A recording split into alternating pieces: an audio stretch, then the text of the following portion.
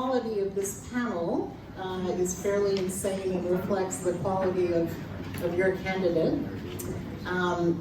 We meet on Green Guy land.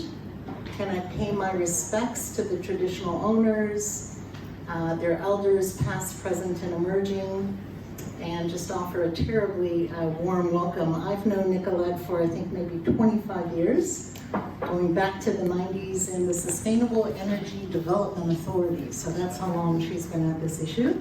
And to see this full circle amazingness and the possibility that this woman could really change our nation is just beyond exciting. So I came here from the Gold Coast to make this happen. So I am going to go ahead and introduce very briefly our amazing panel. Joining us online is Saul Griffith, and he probably needs no introduction, but he really is this extraordinary human being who, you know, does an engineering degree in New South Uni and then gets his master's at Sydney Uni and finds his way to the Media Lab at MIT where he does a brilliant doctorate, and then he invents a million things and creates a million companies and publishes incredible books. And then he works out that you actually can electrify America with incredible benefits for people, for the planet, for economy, for innovation. And we have him here in Australia, which is kind of miraculous. And so we're first going to hear from Saul, but I'm going to go ahead and also introduce Colin Lieberman. Colin, if you could stand up. And Colin is possibly known to many of you. He's chairing a renewable energy clean investment company, but he has a litany of them in his background. He's going to help us understand how you actually make this happen on the ground. And Zoe Witten, who I am a huge fan of. She's sitting here in the front row. I was at the ASPA conference, this renovation conference, with Zoe for the last 2 days, and I saw her chair a panel in front of 1,000 people, and she's now a partner at Pollination, which is one of our great hopes in Australia of a company that really is going to dominate this from an asset management and advisory point of view, but she has real depth in ESG analysis with global investment firms, very, very strong academic background as well. And so we are going to, be on the stage in a second, but I think we're really going to start with Nick.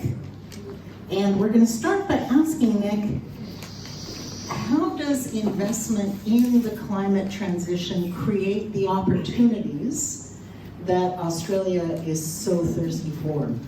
Thank you. Thank you so much, Mara. And I'm guessing that's working, yeah?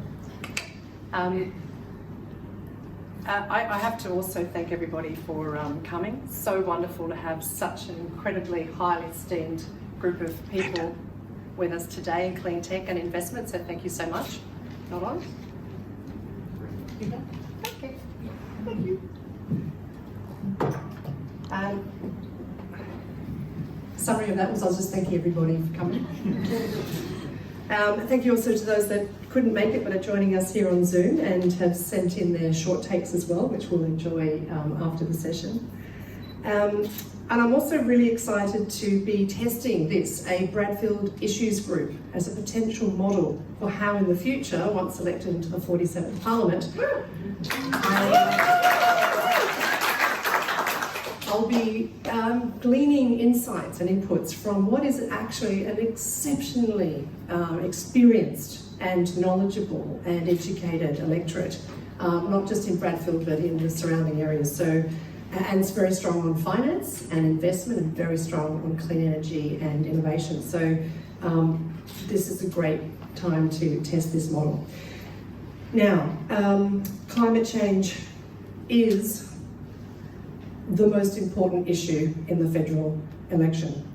And as your member for Bradfield, I want to make sure that we and the country have every chance to benefit from the incredible economic opportunities that addressing this issue and not hiding from it offers us. And that's what I want us to be able to talk about tonight. So I would like you first to consider these 4 facts: that the UN climate guru Mark Carney has called the global move to net zero as the greatest commercial opportunity of our age. The International Energy Agency has said that clean energy investments will be a US $100 trillion opportunity over the next 30 years. And BlackRock CEO Larry Fink recently said that the next 1,000 unicorns, so that's startups with a US $1 billion cap, if you like, will be climate technology. So considered a bit close to the home, the Investor Group on Climate Change has said that if we had a Paris-aligned 2030 target in Australia, we could unlock $131 billion in investment in clean industries and new jobs right across the economy by the end of this decade. But we currently have a government that is utterly blind to these opportunities and utterly unable to address the biggest threat and the biggest opportunity that we face, which is climate change. And this has to change on May 21. So after working for a decade in clean energy finance and responsible investing, I've been listening to investment managers and they've been telling me about how our superannuation savings are being invested to grow industries in other countries because the policy regulatory environment here in Australia doesn't support and actually somewhat makes it less competitive to invest here. Mums and dads' savings have been sent to Europe to build world-leading EV charging businesses, to Asia to build businesses in robotics, EV battery and testing industries, and to the US to build companies involved in software for building automation systems to operate net zero buildings.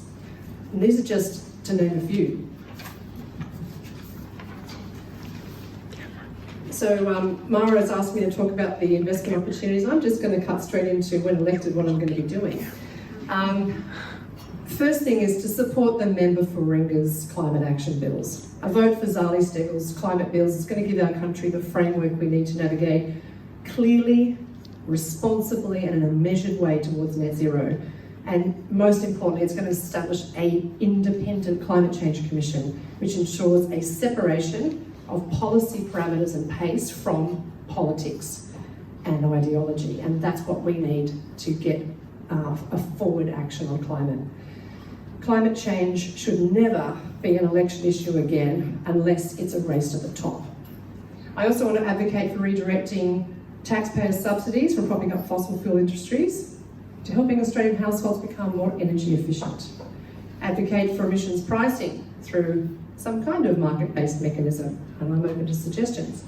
Advocate for vehicle emission standards and support EVs, charging networks, tax incentives, and government procurement. And no Australian should be spending $1.80 filling up their cars on OPEC-controlled oil. There's a whole raft here, minimum energy performance standards for motors, for homes, for commercial buildings, and programs that can help capture industry opportunities in steel and aluminium and in hydrogen, providing, of course, that they're all developed and manufactured using 100% renewable energy sources. But Mara, I do want to just drop in a handful of other things, which don't feel and smell exactly like clean energy, if you like, but they're really important to the climate response. And that's incentives to restore our Australian landscapes, to end native forest logging and to future-proof agriculture. And we need a thorough and urgent review of the role of insurance in communities and economic risk mitigation. I want us to be able to support regions most affected by the structural transitions in response to our common goal of decarbonising the economy, like those living in the Hunter and the Bowen Basin. And obviously, we want to be able to support those communities most affected by the physical impacts of climate change. And there's probably two other things that are worth note tonight, and that's to commence a conversation about a safe, fair and timely passage to Australia for climate change refugees and follow the lead of New Zealand for Tuvaluans or the Tuvalese. And also to support climate resilience and appropriate technology transfer into the Pacific and to step back into a role of leadership in terms of diplomacy in our region. So ignoring climate change not only puts our national security and livable future at risk, it's denying us the chance to be part of a rapidly emerging global climate economy. And so tonight I look forward to hearing from all our experts and from our audience as well, and to listening to you all after during the networking event. So thank you.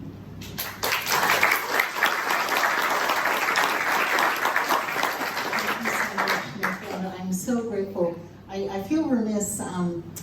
So I think Nick invited me here because we have crossed paths on sustainable energy and policy and practice, and I spent time leading business development at the CSIRO at a critical moment as the flagships on water and land were coming out of the ground, and have seen the potential for R&D and collaborative research to create the intellectual property that Colin and others will be talking about. Currently have the joy of chairing Australian impact investments, where we're seeing unbelievable investments coming through that wealth managers are seeking exposure to because people want to invest in this future. They want their portfolios to reflect some kind of step change in the good. And it's around renewable energy, it's also around affordable housing, other models that can support the terrible impacts that Nicolette has really highlighted. And then I'll say something very, very brief. I noticed until recently I was the president of the Australian Conservation Foundation, our national environment group, which for 60 years has been protecting the treasured nature it really defines us. That's why we love being Australian. So many of us came to this country because of its beauty. And we did this massive poll, and I remember noticing that Bradfield was off the chart in its love for nature. And this is what is on the line. This is why this opportunity can be so important. So Saul, I think you are here with us. I see your pleasant face on the screen, and you are almighty and awesome. I tried so hard to give a meek introduction, but I think we're really looking forward to understanding this framework, like electrify everything. Why and how, and what does it mean for Australia? Please share some thoughts. First, thank you very much for having me. Secondly, you said almighty. I'm not almighty, like I suspect many people. I'm actually not there tonight because I'm suffering still the lingering effects of COVID, but thanks for dialing me in via video anyway. So I've been working over Australia. I grew up in Sydney. I have in fact returned to this country so my children can enjoy the wildlife and the incredible features of this country we just mentioned.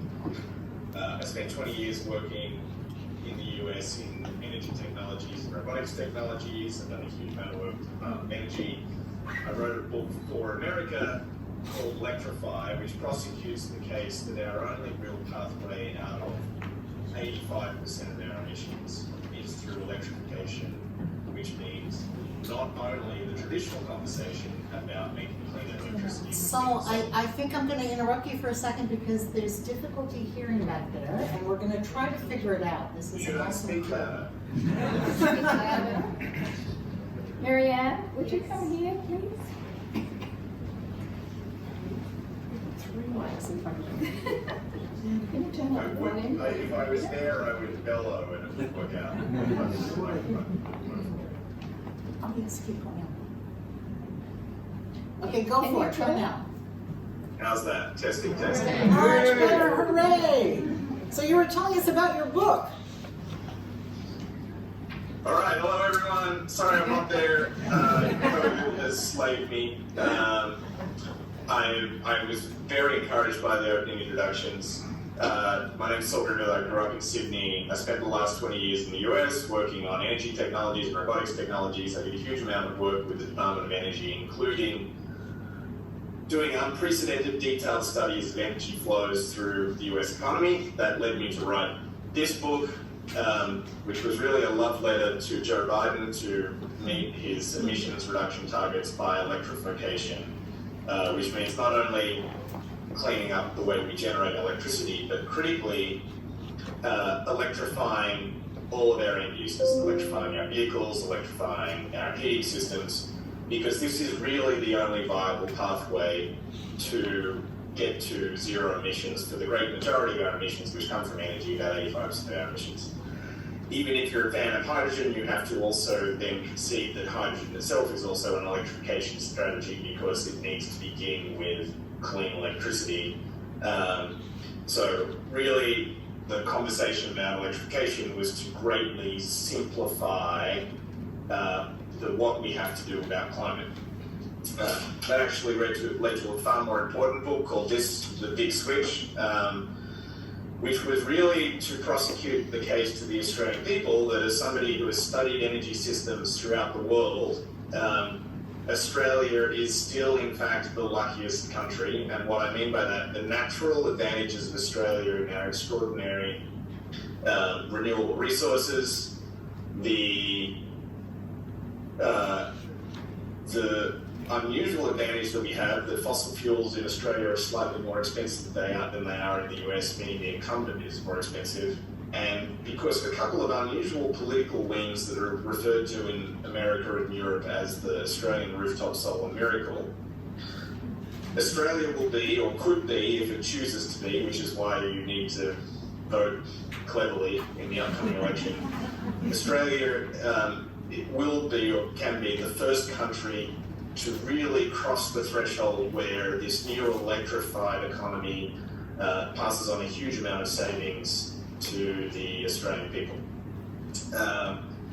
And really, in this book, and hopefully in the broader energy debate, I'd like to change the conversation in Australia, which unfortunately politically for the last 3 decades has been a conversation about what we have to lose, what industries we might lose here, what jobs we might lose there, to what Australia has to win. And very specifically, that story about what we have to win is if we electrify our domestic economy is how we heat our homes, how we heat our businesses, how we power our cars. If we electrify that with the clean electricity that we know how to do, we could be passing on as much as $5,000 a year per year savings to the average Australian household every year.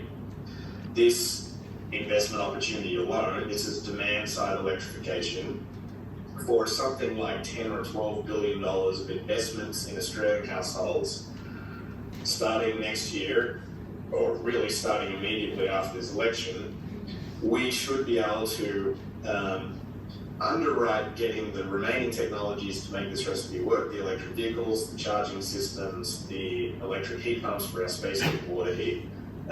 We should be able to get that to break-even economics for the average Australian household in 2024.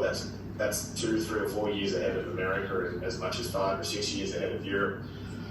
In so doing, we can lead the world, reverse 30 years of being the pariah on energy policy and climate policy globally, and become really the example that would accelerate this global transition by as much as a decade, by virtue of proving out that the technology works for real people in real suburbs. And I heard the term race to the top again in the introductions. I'm actually seeing a dynamic in when I work with the American government, when I work with the European governments, that everybody looks to everybody else for good ideas. And I think not only could Australian electorates do a race for the top to try to get to zero emissions first through electrification, but we would in fact be leading that race to the top globally. So just to summarize on electrification, curiously, it is the thing we've been looking for 50 years. For the last 50 years, a response to an energy crisis or energy policy is, we need to be more efficient. And efficient traditionally meant you need to have a smaller car, you need to have a smaller house, you need to wear 1 or 2 more woolly jumpers in winter. To be very frank, humanity didn't do a great job on efficiency over the last 50 years. We've saved a little bit of energy. But the amazing thing is that electrification is the efficiency we've always been looking for. Driving an electric car uses about 1/3 of the energy of a petrol or diesel car. Heating your house with heat pumps and your water with heat pumps uses about 1/3 of the energy of using natural gas. Generating electricity with wind and solar uses about 1/3 of the primary energy that is required if you're using coal and natural gas.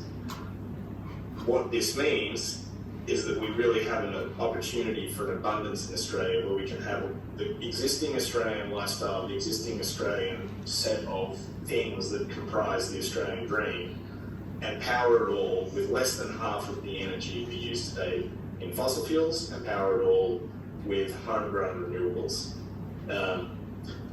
Just to put that in even maybe brighter lights what that opportunity is. If you look at those savings of $5,000 a household, a typical suburb in Australia has about 1,000 households in it. Is that suburb today is spending about $4 or $5 million a year on petrol that goes to overseas oil cartels. It creates precious few jobs in the community, maybe 1 or 2 jobs at the local service station.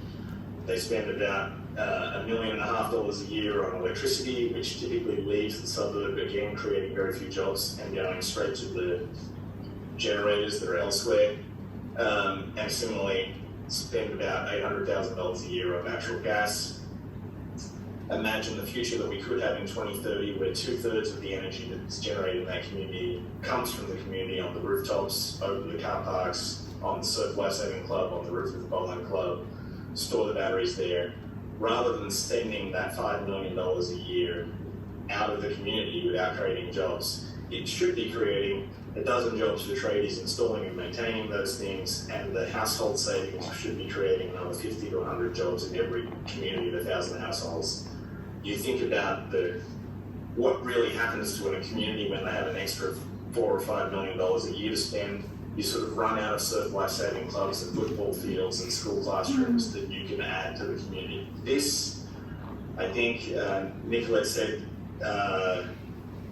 Larry Fink or somebody said this was the largest investment opportunity in human history. I actually see it a little bit differently, and I think very positively.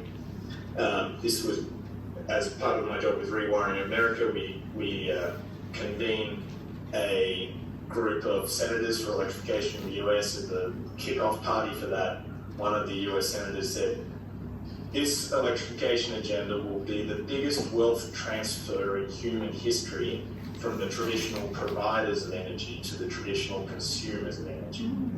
So if Australia does this right, if we have politicians that represent the interests of the Australian household and Australian small businesses, this will be the largest project for local economic renewal that Australia has ever seen. And that excites me. That's what the possibility of electrification is.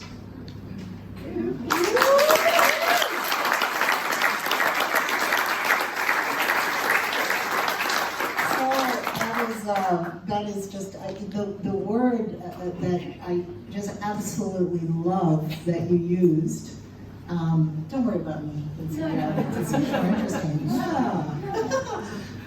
You used the word abundance, and you know that subtle shift from the mindset of scarcity to the mindset of abundance, and this nation having land and so many natural resources for powering renewables.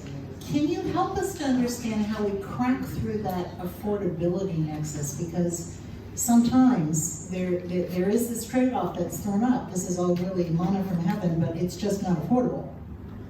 What are the economics going to look like when we shift the power to consumers that are producing energy? I think maybe I should just go for the full-on optimism. But I'm going to answer your question because I think everyone there wants a more nuanced response. The challenge, of course, is that to achieve this nirvana, this abundance, by the way, I stole the abundance agenda from a journalist for The Atlantic, Derek Thompson, who wrote an article on me and called this the abundance agenda, so I've stolen that because I think it is both true and positive. But if we are to embrace it, fossil fuel machines are cheap. You can go out and buy a $20,000 car tomorrow. Cheap to buy up front. The natural gas water heater is cheaper than the heat pump water heater. The natural gas cooktop is cheaper than the electric induction cooktop. So they have a CapEx advantage. The electric machines cost you more up front, but then the energy is free afterwards. Whereas the fossil fuel ones, you have to fill the car with $1.80 petrol. You have to pay your natural gas bill every year. So the challenge is almost less of an affordability problem, because you can easily see this point where the lifetime cost of all of these things goes down, and that's where those $4,000 or $5,000 a year savings go to the Australian household come from. Our challenge is going to make sure that 100% of households can afford the access to the credit, so that next time they buy a car, they may have to spend a little more to buy the electric car, the credit access is there for them, so that the first kilometre that they drive after they've left the parking lot with that new electric car will cost them 2 cents a kilometre. If they were leaving the car park in that petrol vehicle, it would cost them 20 cents a kilometre. So if we can create the political instruments to help finance the Australian public to enjoy this, it's going to be a huge boon. Now, it might be a little bit awkward to say this, but Australia lives on, the incredible affordability historically, although that's under threat itself, of the Australian single home and being able to do that. We enabled that with financial innovations that were born in the 1930s, namely the modern mortgage. So what we, perhaps as important as all the technology we've just mentioned, are the policy and the financial instruments that will enable every Australian household to participate in this with at least the participation of our rates of home ownership, which is 70+%, and critically we also need to figure out how to help renters and other people on it. So I no longer see a technical barrier. I actually believe the capital will be there. The question is, can we extend the capital to all Australian citizens to enjoy this? Can I, do you mind? Please. Is that working as well? Cool. I'm going to ask a question then too, because I can hear and see a role for finance. And my question, Saul, is just fast forward, I'm elected to the 47th Parliament. What is the single most important policy lever for Parliament to what do you call that? Do. Thank you.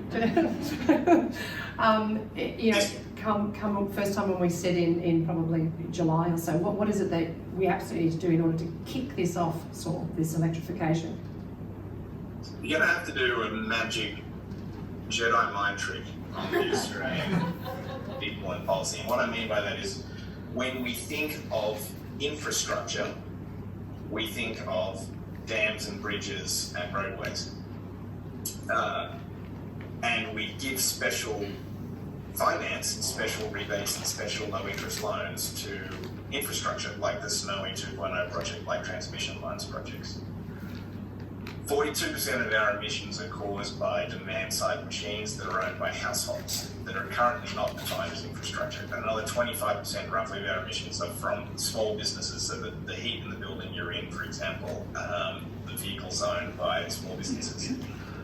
We need to elevate in the conversation about climate solutions the demand-side electrification and allow it access to infrastructure quality financing the same way we would allow the Snowy project, because if we don't decarbonise the demand side at the same rate or faster than we decarbonise the supply side, it just doesn't work. And currently the Australian energy debate is really only focused on one part of the conversation, which is the supply side, which really is a whole bunch of very large subsidies to concentrated financial interests, such as businesses, that we need to recognise that the energy revolution here is far more distributed, and it's about the demand side machines. And so our definitions of infrastructure and what we finance and what the government helps to underwrite and finance, because it controls the rates and can do these things, needs to include those demand side machines. So that may sound like a vague policy prescription, but hopefully it's a North Star we can go to. No, I've worked in the demand side back in the 90s, so I completely get the power of the household, and thank you, Saul, that's great. Mara. Yeah, so Saul, I think at this stage we do have a very full program that we're going to move on to. On behalf of the audience and many people online, can I just thank you for bringing such clear thinking, and from America to Australia, combining your kind of background and training and just mobilizing so many at this critical moment, and to make time for Nick's campaign, which, is actually, some of you may have seen the Daily Telegraph notice today that she actually has a real shot. So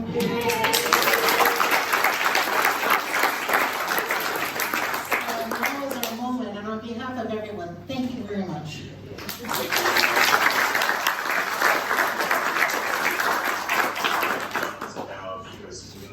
neither of the other teams are even remotely ambitious enough on the climate agenda. So thank you, Nicolette, for having me, and good luck.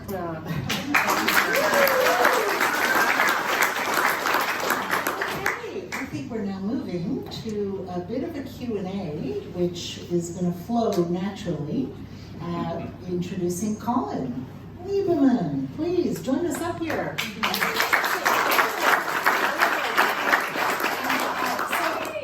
Colin chairs Clean Energy Partners, but he's also chaired Wind Enterprises, he's chaired Tech Enterprises, he's been on the advisory side. He really is kind of the wealth of practical knowledge of how this new economy on renewable energy comes out of the ground. And I guess the question to you, Colin, is how does it come out of the ground? Like, how do we actually make this happen at the scale that is required and the speed? Great question. Thank you. Well, generally, I agree with what he said.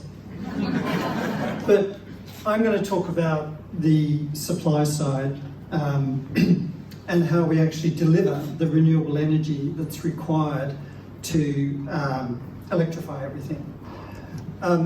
A bit of background. So, renewable energy developments is my business, and we're a small player in the electricity market. We partner with large utilities to co-develop renewable energy projects and battery storage. Our current partners include NL Green Power and ENGIE.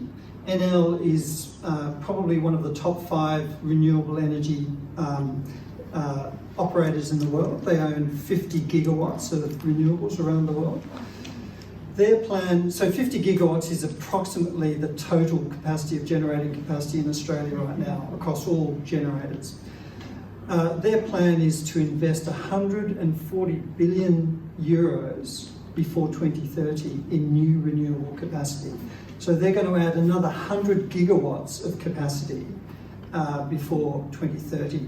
So NL is an example of the vast amount of capability and investment resources which are available to us in this country, and it's one of a number of companies.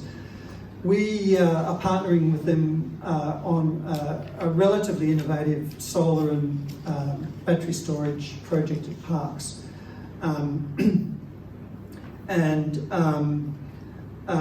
One of the interesting things that we find is that the interest we're getting from manufacturing businesses to set up in Parkes because of the abundance of clean energy. Parkes already exports far more solar energy than they need to consume locally. And what we're finding is that businesses are being attracted to the region because of that abundant and cheap energy. There's already a new pet food manufacturing business which is set up. Recently, a US plastics recycling business called Brightmark announced it was setting up a facility there. They'll employ 100 people in the region. We're getting interest from hydrogen generators. There's a rare earths mine which is looking to set up in that region.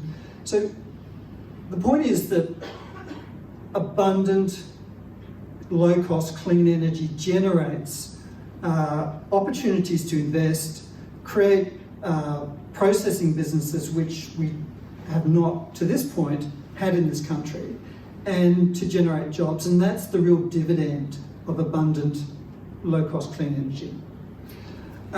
So the first message I'd like to leave is that it's a massive opportunity. As Saul mentioned and as Nicolette also highlighted, this is a massive opportunity for Australia. So question is, how do we get from the current grid where we have about 32% of renewables to a grid where we have 100% renewables or 200 or even 300% renewables? The problem is that we operate the electricity system, the interconnected grid, which extends from the top of Cape York to Hobart and then across to the Eyre Peninsula in South Australia. It's the largest interconnected grid in the world. It's an extremely complex and sophisticated operation.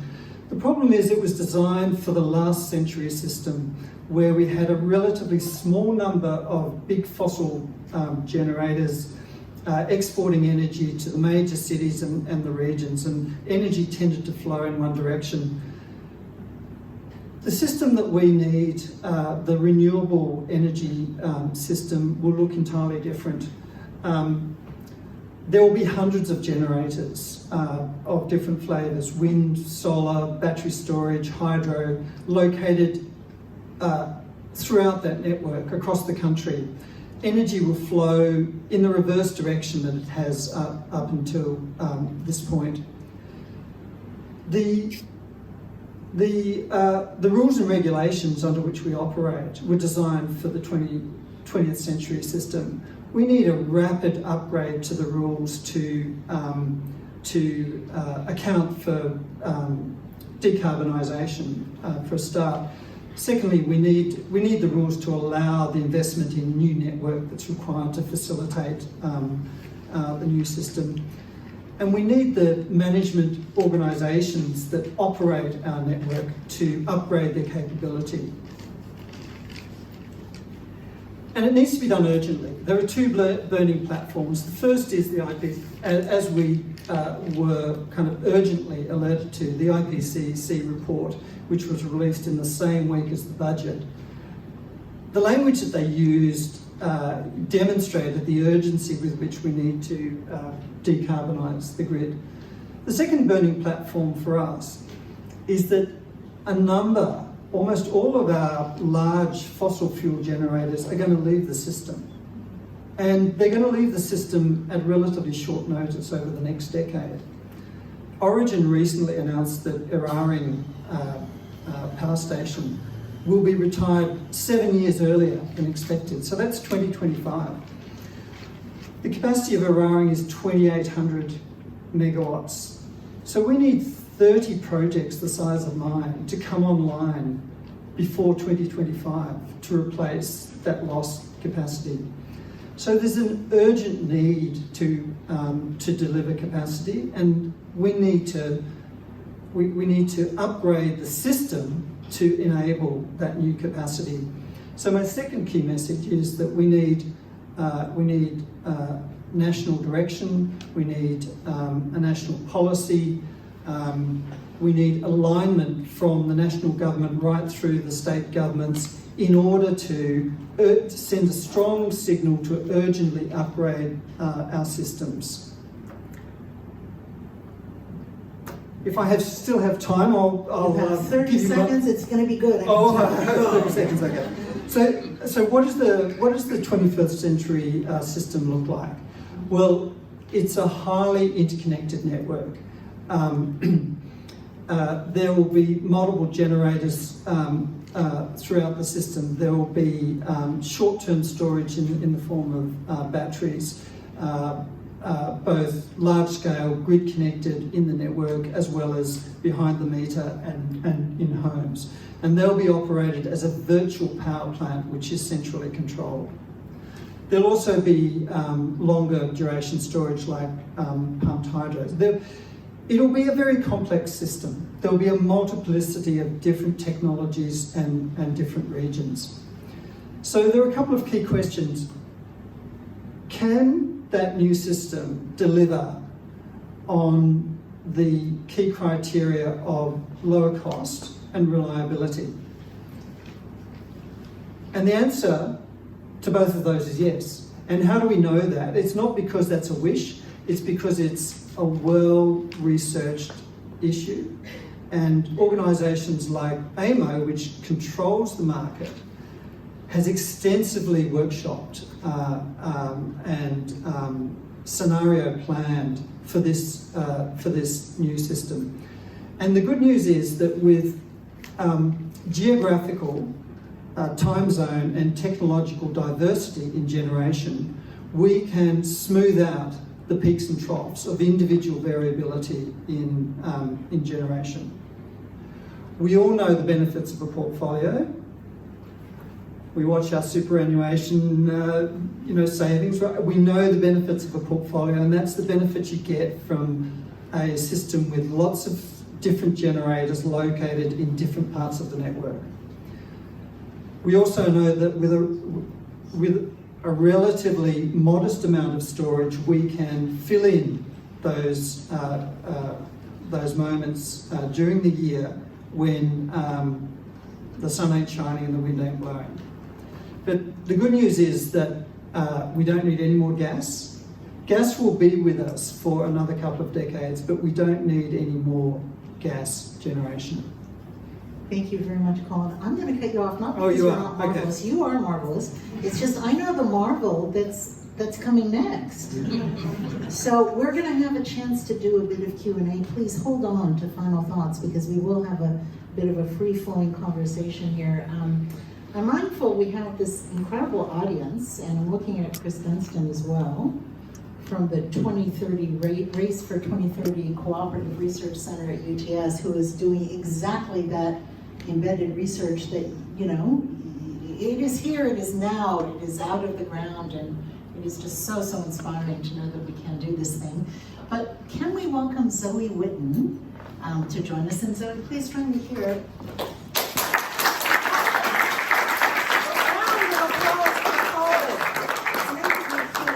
You're quite right. Colin, we're extremely grateful to have that breadth. So Zoe, Zoe is a superstar in funds management. For those of you that haven't heard of her, she's just one of these incredibly electric human beings who's a partner at Pollination, but extremely highly rated, ran ESG for Citi, was at Credit Suisse leading ESG, has worked in some really important think tanks in Europe, around the world, spent time at Oxford, and here she is at that intersection of where capital and business models actually are bringing this mass investment out of the ground. And help us understand what is in the way from that policy point of view, from that practice point of view. What is stopping us from unleashing this thing that must happen for Colin's reality to come out of the ground? Thank you. Mara gives really amplifying introductions, as you're all well familiar with by now. And I'm looking out to the audience and seeing a number of people that I've worked with in a number of these settings before, so hello to all of you. I'm going to reflect on this from, as Mara said, from the perspective of capital markets, because that's where I live and where I work, and that's the perspective I bring to this. But let me talk to this question of, what do we need? And when we have these conversations with investors, what do we need to make this happen? And also I'm going to step it out a little broader and talk beyond renewables, because Colin's talked a little bit to what we need, some of the infrastructure we need already. And there is a question about an opportunity set here which goes beyond the renewable story and is about what else can Australia do on this front. So if we talk about power for a moment, we've just had a conversation about the way that our present policy settings don't really avail us of a clear pathway in this country. And if there's one thing you need when you're going to make billions and billions and billions of dollars of investment, and you don't want to blow it up because you're not allowed to, it's a clear pathway. And that's been a significant challenge for us here. As Nick noted earlier, it's led to a setting in which a lot of investors would like to put money down against projects that facilitate and support transition and that are low carbon and part of that low carbon future. But they struggle to do so because there aren't enough of them. And because the reason there are often not enough of them is because it's hard to get approval and to facilitate a project of that scale when you don't know how the system that you're investing in is going to move. We hear that complaint a lot, and sometimes I think it sounds quite self-serving, but it is true that most of, even our superannuation investors and our large pension funds have got a lot of money in their hands, they're also very tightly governed regarding how they can use it. And so they do need a little bit of a view of where things are going. And if I speak specifically about our electricity market and what we need to get to a point where we can electrify everything and see that renewable future, we need both a pull mechanism, and we've had a little bit of that one to date, but we need more of it, and we need a push mechanism. And what I mean there is that when you want people to build the projects, build out the opportunity that we're talking about here, you do need to create the demand. And we've had some success doing that in Australia to date with the renewable energy target. We've had great enthusiasm, not just at a commercial institutional level, but also at an individual level in that process. But what we haven't had is an exit process, a process that says these are the assets that are in the system that you need to transfer out of. And this is how we're going to transfer out of them, rather than leaving it to, I see Tim smiling in the audience because we've had this conversation a lot of times, but rather than leaving it to the private sector who, you know, are generally good at their jobs, but also are not making decisions in concert. Having a process where you say, this is when we need these assets to move out of the system, and these are the things we're going to do to make sure that when those assets do depart the system, when Eraring closes, for example, this is how we're going to take care of the community that's around it. And because we don't have that push and the pull mechanisms working in our existing policy settings, we find ourselves in a situation where we not only have stranded assets, and we have big surprises, but we also have stranded communities. And obviously that's coming up again and again in the discussion that we're having. So there's really a need to, I guess, put a policy setting in place that takes that private sector transition that we're presently in, which is very much about, you know, I don't need to tell you guys that a lot of companies, a lot of investors are very alive to this and are running at it in all the directions they can possibly manage. But that process, when you do it only in the private sector, can be quite bumpy. It's quite volatile. And when you have communities who are trying to live through that volatile process, it can be very disruptive. So if we want to go through a transition in our energy system and more broadly, which is, we use the term orderly, which sounds a bit boring, but we might use the term fluid, directed, efficient, focused. If we want a transition that looks like that, we do need a policy framework around that has both push and pull mechanisms in it, and that facilitates that process to be smooth, not to be disruptive, not to be surprising, not to be upsetting, and not to leave us with regional disparities, which we didn't intend in the first place. Now, I want to talk just a little bit more broadly, because we've been talking very much about electrify everything and about renewables, but of course, many of us are aware that the opportunity set for Australians and for Australia on this conversation goes beyond electricity. We've been having lots of conversations about types of electricity we can export, as Sol said, including hydrogen, which is a form of electricity that you can export. But there is a whole raft of other activities that are part of transition: green steel, green aluminium, grid stabilizing technology, drones that help you figure out how to monitor carbon plantations, all sorts of stuff that you can come up with that present opportunities not just for growth, for jobs, also for investment. And to the point that Nicolette made in her opening comments, at the moment, a lot of those opportunities, we're developing a lot of them here, but people who are developing them in other jurisdictions that have very strong policy frameworks get to do it faster, and they get more investment to do it. And a lot of those opportunities will be the industries of tomorrow. And we've got an abundance here of resources, we've got an abundance of opportunities, we've got an abundance of brains, you know. There are some really strong war stories in the industry about technologies that we developed here that got deployed in transitions elsewhere because we didn't deploy them.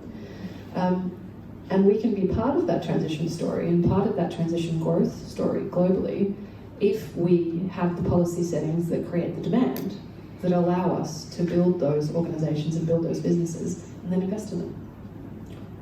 I'll leave it at that.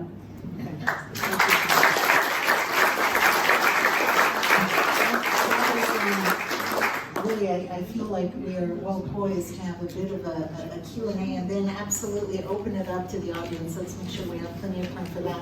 I'm just going to ask one question because we've made, you know, progress as a nation to come to Glasgow and say net zero by 2050. Like, I was so happy, right? Because can you imagine if we hadn't?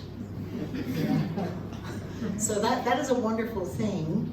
And then we have a lot of enthusiasm from business around, you know, net zero commitments by 2050, but maybe less well understood is the pathway is what really matters, because we can get to net zero by 2050 and the next generation will inherit an unlivable, Australia. So what we do to get to net zero by 2050 is actually what matters. How do we think about the kind of short to medium term opportunity / pathway, given where we've come from to this really important moment, with that real risk that the IPCC tells us about, and the International Energy Agency and so many others? Maybe Colin, if you comment first. I think we do the easy stuff first, and I think Sol was talking about that. Electrify everything. None of that is technically difficult. Once we've done that, then we can turn to the tougher stuff, decarbonising industrial processes, developing low-cost green hydrogen. But just because those things are not immediately available to us, it's not a reason to do nothing. We need to get on and do the easy stuff right now.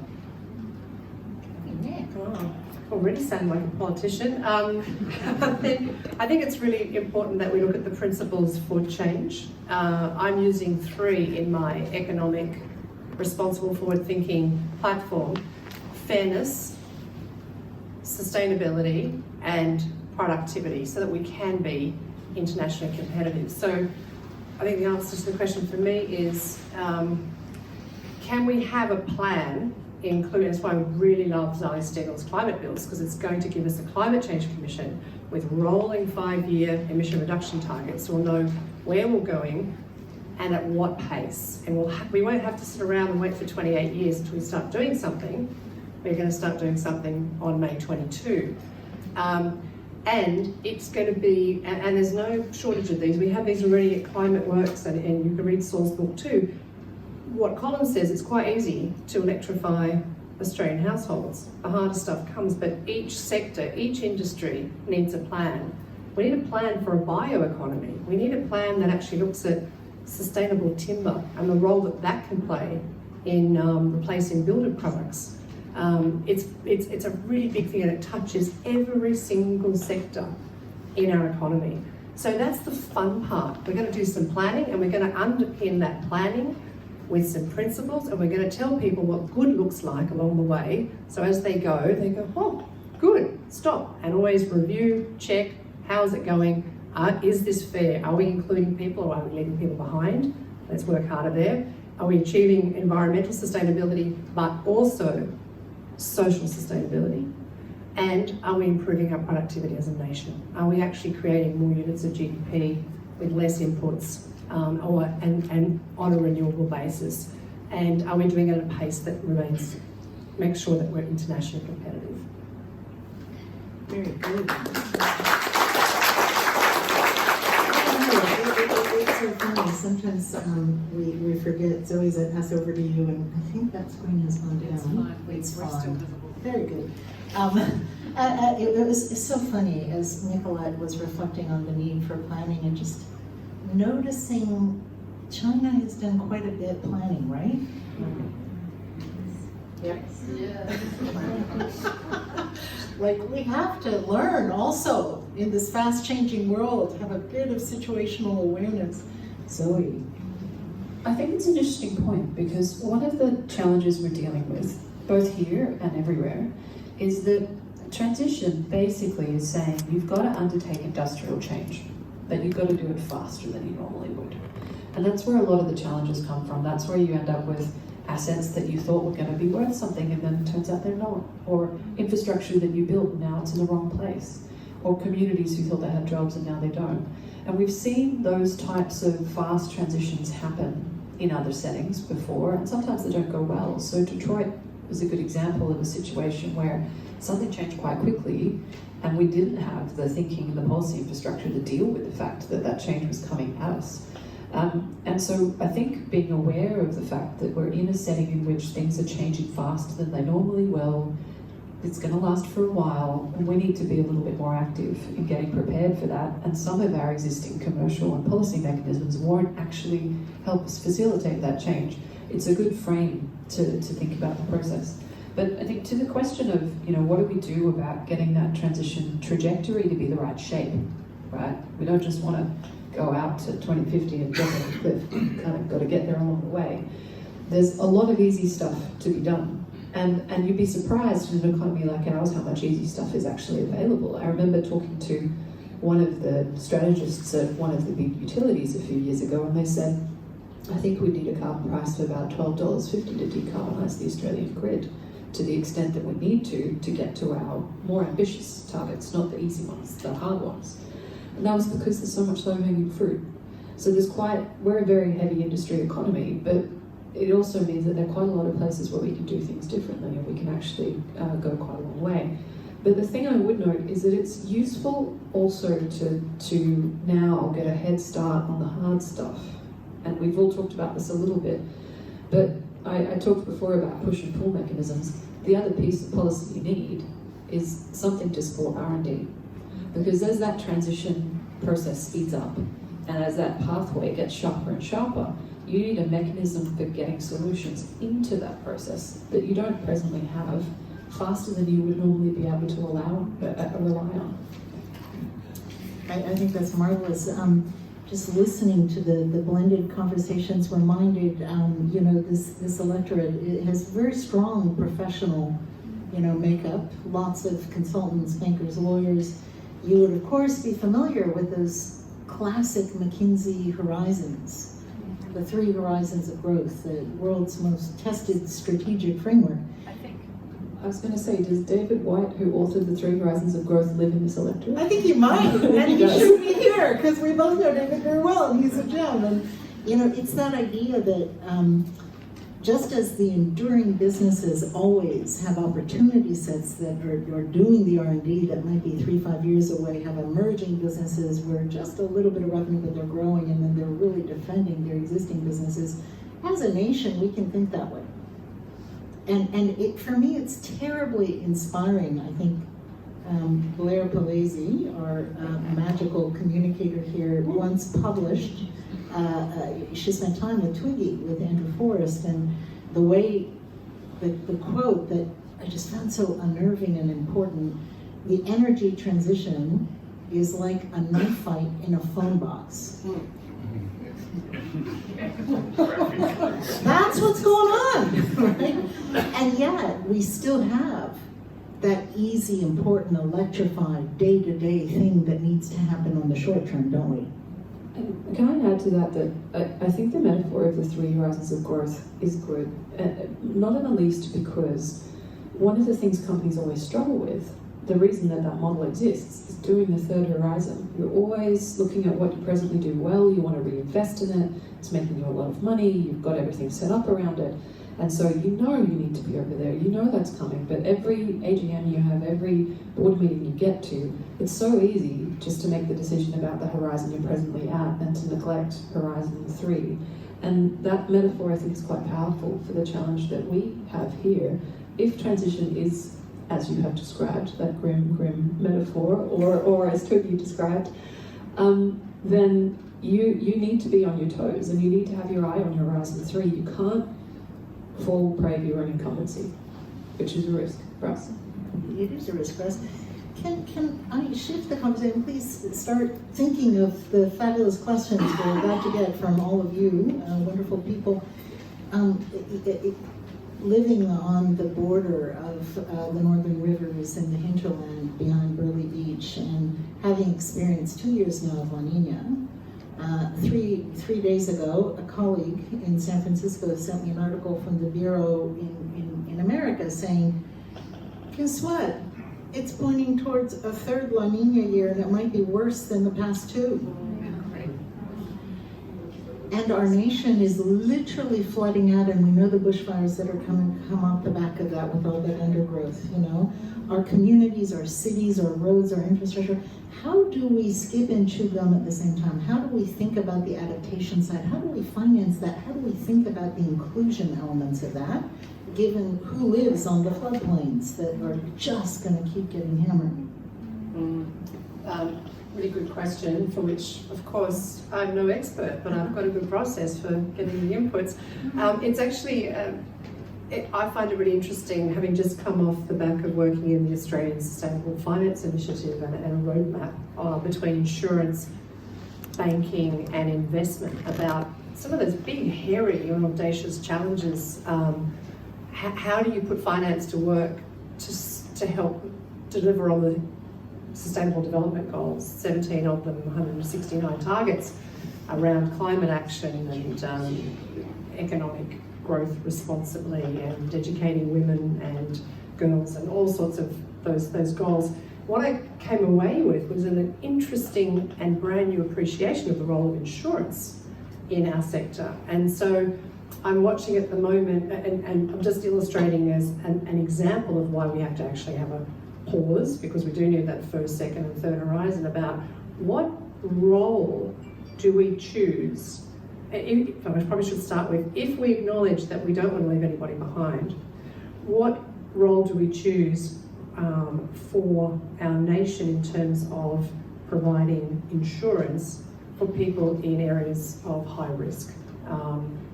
The Northern Territory in terms of hurricanes, cyclones, obviously the Northern Rivers, anywhere in a major riparian area that's constantly flooding around the Clay River and up there, bushfire areas and what have you.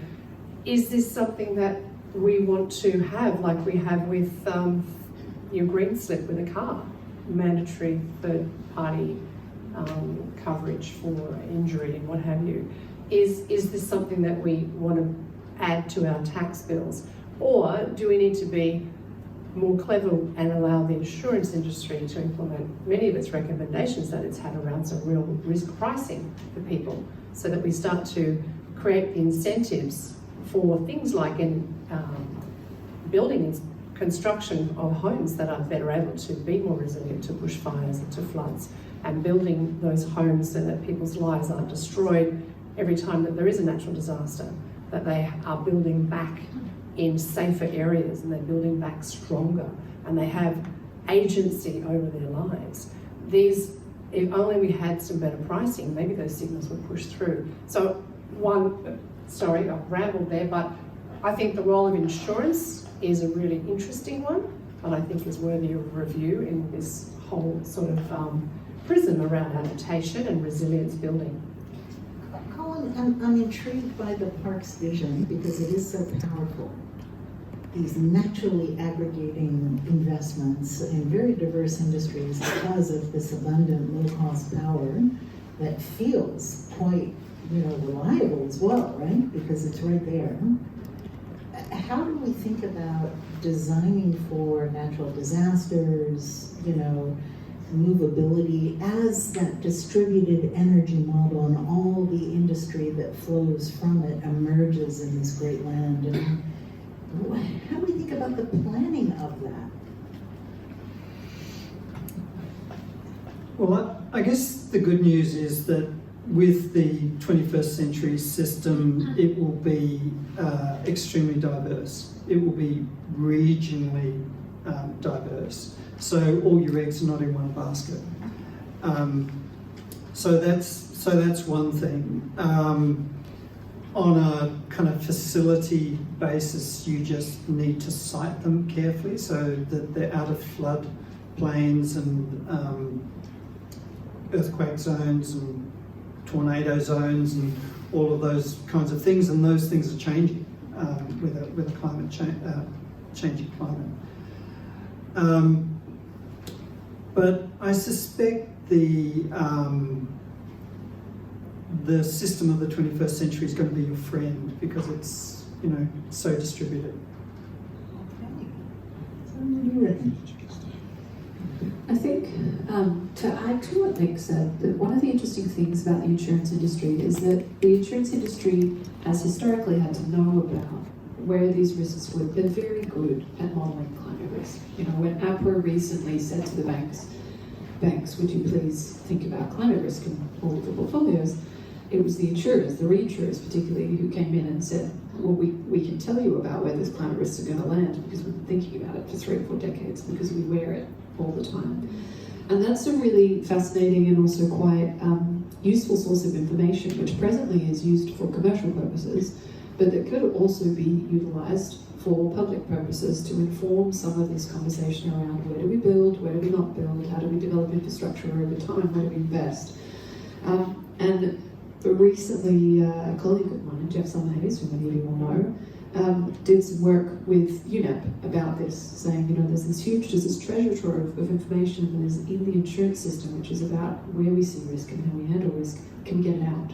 How can we use it? How can we build on that intelligence? So I think that's a really interesting point to sort of extend on the insurance front. But I do think we're starting to get to a point where we're doing the risk overlay for adaptation in a lot of enabling parts of our commercial and economic system. So our banks are starting to have to assess this for their mortgage lending. Insurers have been assessing this for a long time, and they're increasingly making decisions off the back of it. And so many of us are going to be affected by those enabling systems starting to shift and say, you need to do this differently, you need to do it in different places. And so I do think that you know, some of that risk handling is happening, but the flip side of that is that you probably need assistance, you probably need government assistance to assist with people when people start to get stranded by those exercises. You know, because it's probably not your fault if nobody told you that you were at risk and then you bought a house there and then it turns out that you were at risk and someone makes a decision post hoc which changes the value of your mortgage, which will happen. Which goes really to the absolute essential that federal, state and local working together on this, so that doesn't happen as well. I was at dear friends in Mumbai and was reminded in the car coming over, the heat wave that is underway right now in Pakistan and India is unprecedented, is extended. You know, I think as we begin to really understand the risks that are ahead, we balance those against the terribly exciting opportunities and the ability to mitigate that if we get our act together and move.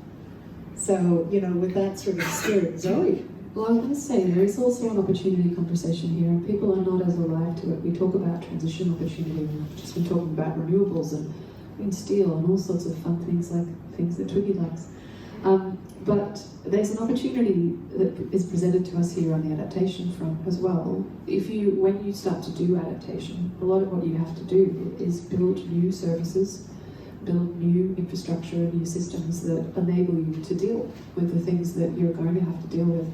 Even if we do navigate to a 2 degree or a 1.5 degree outcome, which is, you know, our global policy ambition, we're still going to have to live through quite a lot of climate change. And in Australia, we've always had to live with variability. So there's a significant opportunity for us to learn how to do that, and to help other people understand how to do that. And that's not just a learning opportunity, it's also a commercial opportunity. That is the IP of the century, actually, right? Let's face it. So we are well placed to develop it. Do we have any questions from the audience? Engine. Oh, look. So yes, sir. And shall we roll the mic? Is that you? We have some online too. Thank you. Wonderful. Thank you. Thank you. And thank you everybody for an excellent evening. I've taken a long interest in these issues and you've enlightened me enormously. We're sitting at Nick's event, and Nick is about to enter a parliament which spent the last decade making sure that none of this could happen. The challenge, the political challenge, hasn't been raised at all in this discussion. How does one, and the government is out aiming to stay in power to do nothing, with no policy plan, heading nowhere, because what we've got is the best country in the world, and I love it. Stuff. It seems to me we could, Nick is a pretty impressive woman, but we're asking her to take that on. How do you've told us there's a way to do this if we get permission. Her job is to go and get the permission.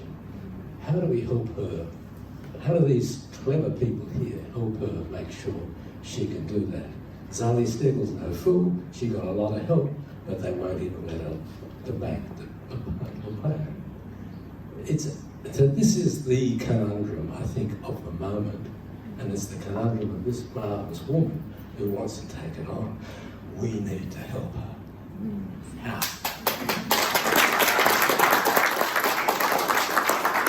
Suggest that the first step is to vote like your future depends on it, right? And to leave the room and talk to your neighbors, talk to where you get your coffee in the morning, talk at the train station, call your relatives. And this conversation, like, does it feel like the conversation we're having in the media? Right? But it is happening all over the country. It is happening all over the country. And it's up to us in this wonderful democracy that may not be ours for long if we don't get it right. We really have to get it right. That was just my little emotional hello. What other thoughts do you guys have? Nick? Oh, that's my closing wrap. Yeah, absolutely. For what it's worth, I am staggered with the community in Bradfield. And to Mara's point, it's not just here. Put your hand up if you've come from out of the electorate tonight.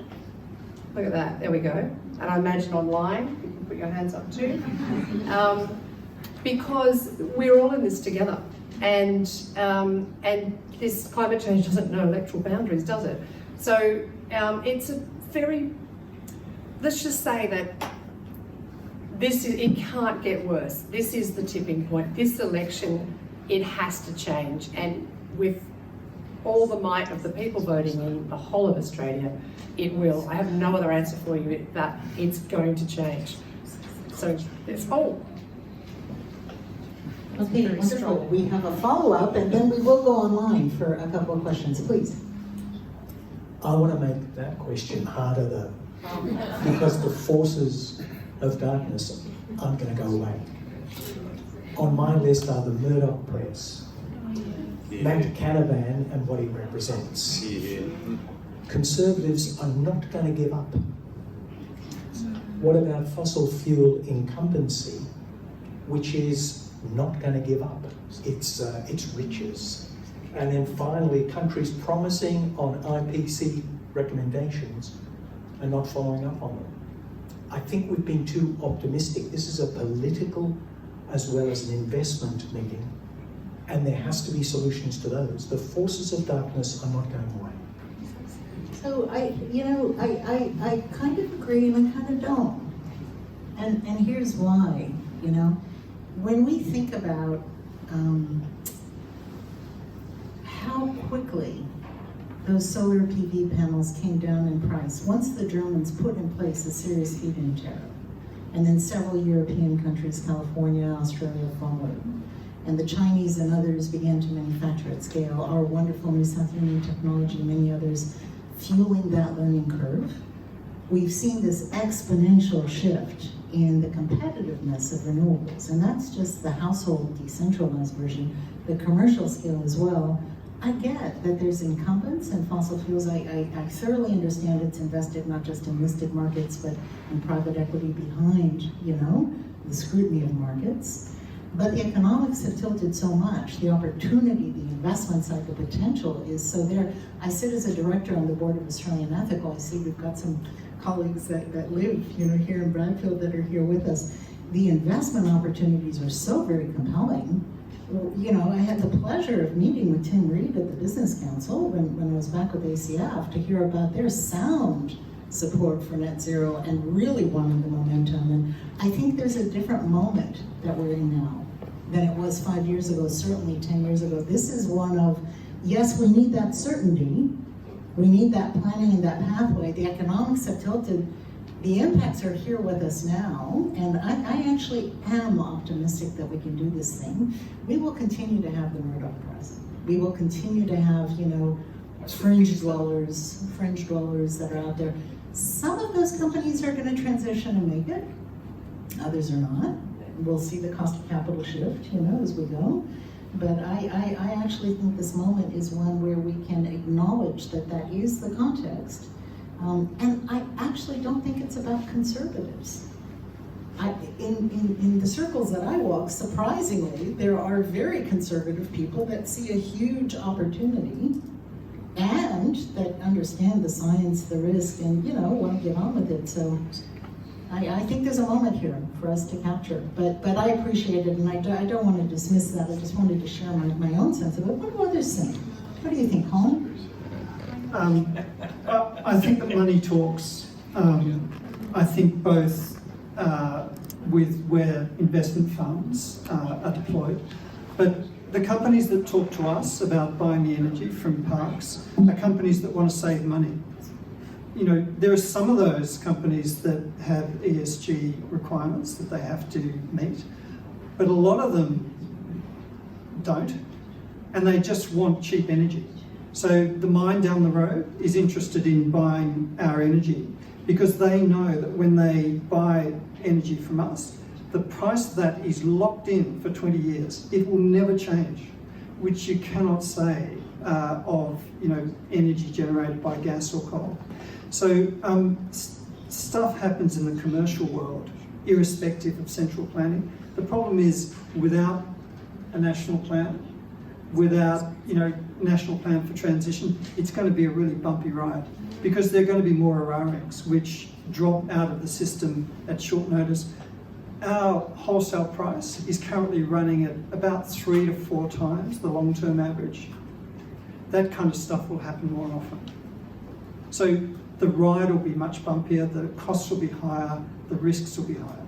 Yeah, and also because we are in a global marketplace, Tim, you taught me this one, I think, probably gone up, but like 75% of our bilateral trading partners have got 2030, 2035 emission reduction targets. So our 90% of our whole coal problem is export, 10% is used here domestically.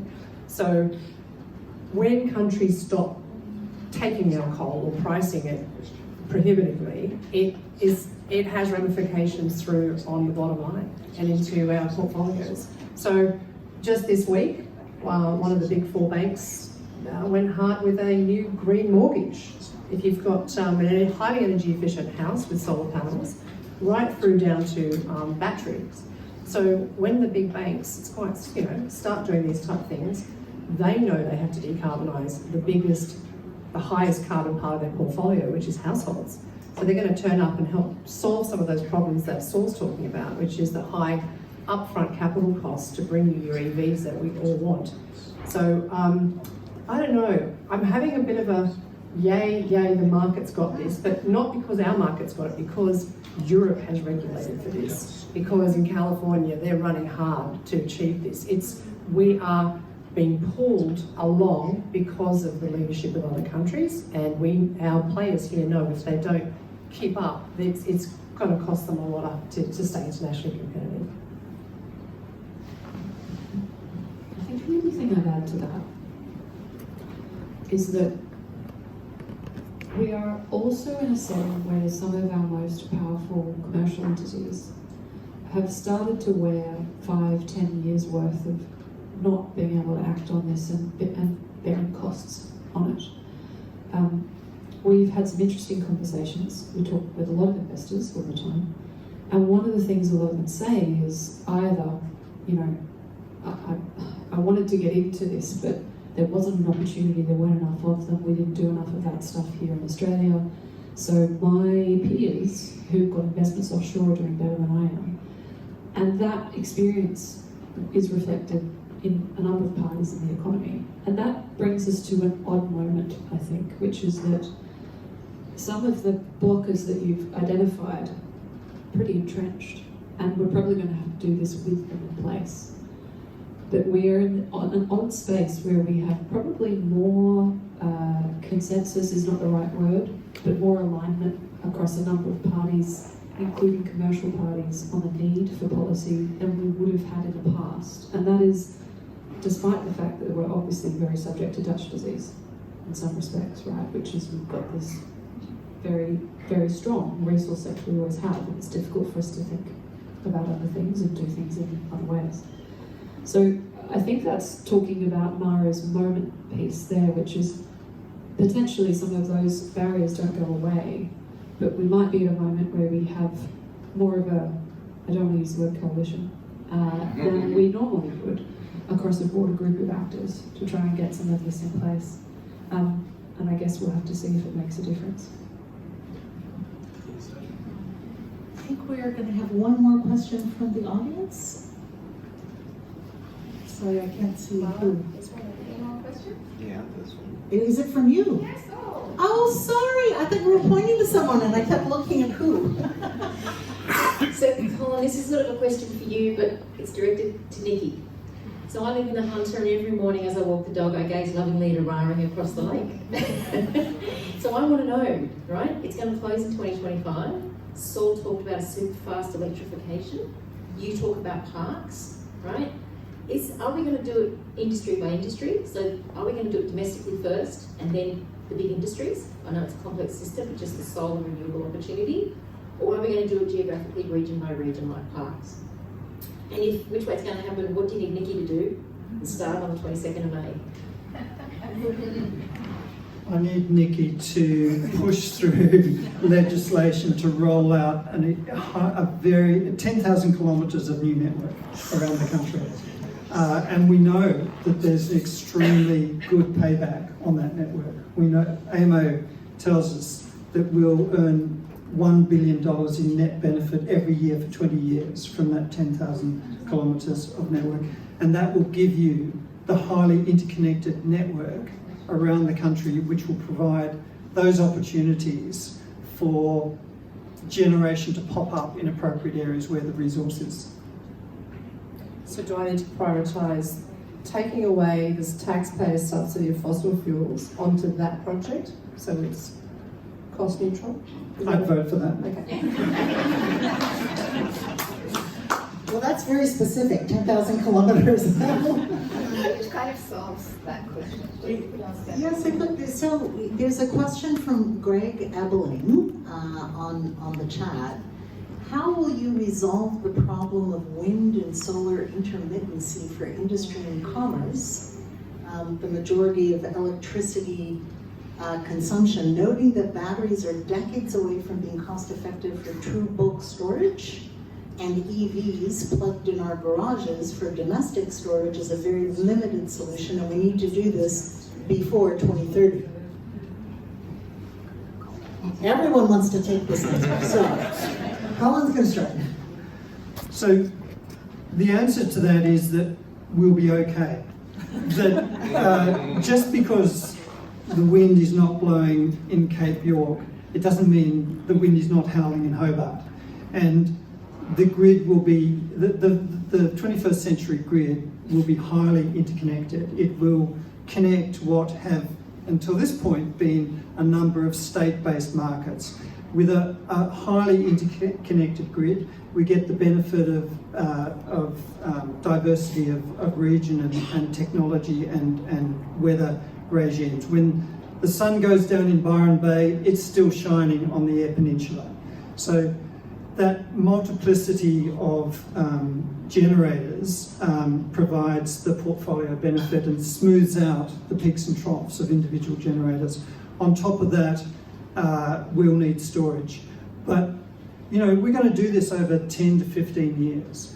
So the transition will require us to retain gas for some time, and that will provide that balancing generation.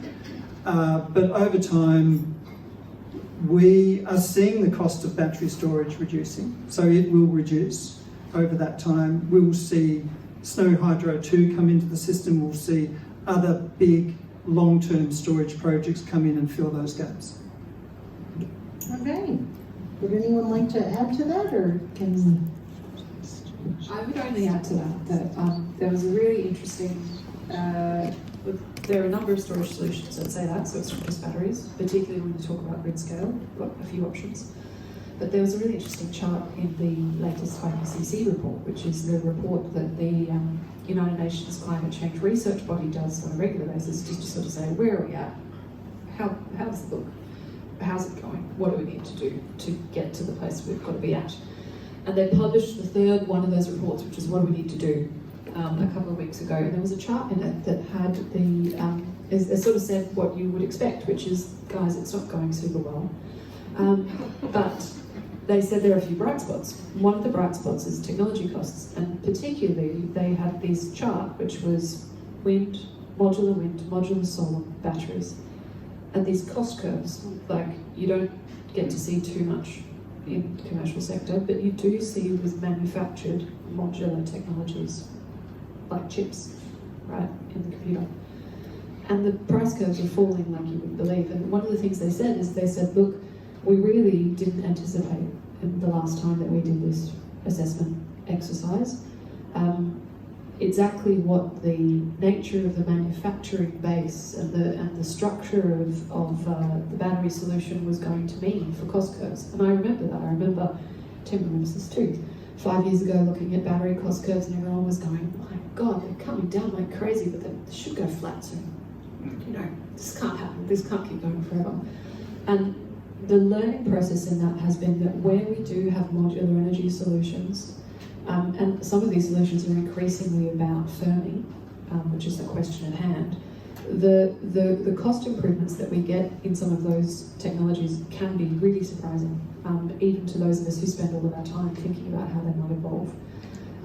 And over time, the number of options that we have for storage, modular storage, are growing. And so that's the only thing that I'd add to that, is just to sharpen that point about what our views on where costs are today are often superseded quite quickly, and that's been our experience in this transition. And probably not to forget too that some of that battery storage might be parked in the driveway if we can sort out the tariffs to bring them in, or we quickly tool up and decide to have our own manufacturing, or a bit of both. Okay, we have a question that I'm going to riff on from Russ Martin. What roles do you see for bioenergy and related negative emissions technologies such as pyrolysis, partial gasification? And I think if we kind of broaden that to, the land-based sources of emissions and the incredible importance of being able to sequester carbon back into the land through vegetation, through the soil, through the United Nations Environment Program, there is the Science-Based Targets Initiative, and they recently put out their guidance on pathways to net zero within a safe temperature for land. And it's quite extraordinary. I think 9% is soil carbon, over 28% is vegetation. There's going to be a huge amount of that, and boy, imagine what that could do for our regions. I mean, in pollination, that's a bit your wheelhouse too, isn't it? So all of the, what this is all pointing at is that many of the pathways that are put forward that say, how do you do this transition? They often include an element of negative emissions or emissions removals, different kinds. There's been a lot of controversy around whether those are real and whether they're affordable, where they come from, and that continues to be quite controversial. But nonetheless, I think the thing that almost everyone has agreed on is that those negative emissions are a critical part of the process. Sorry, hang on. Trying not to do that in the microphone, so you'll have to hear it. They do present a significant opportunity, of course, and as you were saying, Mara, there's an opportunity, because a lot of that is associated with land. If you do it really well, there is an opportunity to have quite a significant growth story, a regional growth story. The thing I note about that is that what's really important in this is trust, is inclusion, and is doing it the right way and doing it in a really high quality fashion. And so we're seeing a lot of debate at the moment, and some of you will be very aware of it, about what is the quality and can we really trust it? And that's a really important conversation to be having. We need really, really good models to do that. We've got to be really careful of community, we've got to be really careful of quality, and we have to make sure that the approaches that we're using to deliver those reductions are real and are inclusive. And so that's the thing, I'd say, a huge opportunity there, but also the need to continually develop really excellent models that include all the right people. This is probably not going to be answering the...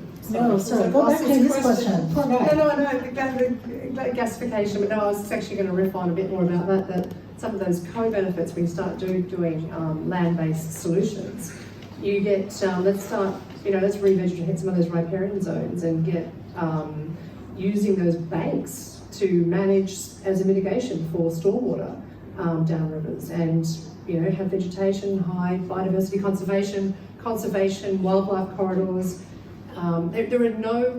There's really no downside, providing we put people at the centre of this and we work with people on land to help them be part of the solution, start with what they've got and build from there. That's really important in terms of decision making, again, local agency, and bringing people along as part of this solution, because once we never want this to be another election issue again, unless it's a race to the top. And the one way that we can manage to achieve that is by working locally with people on solutions that they benefit from financially and socially and environmentally. And when they do, they will be on this number. They'll be our strongest advocates for change. Well, on that marvelous note, I do believe our time has hit.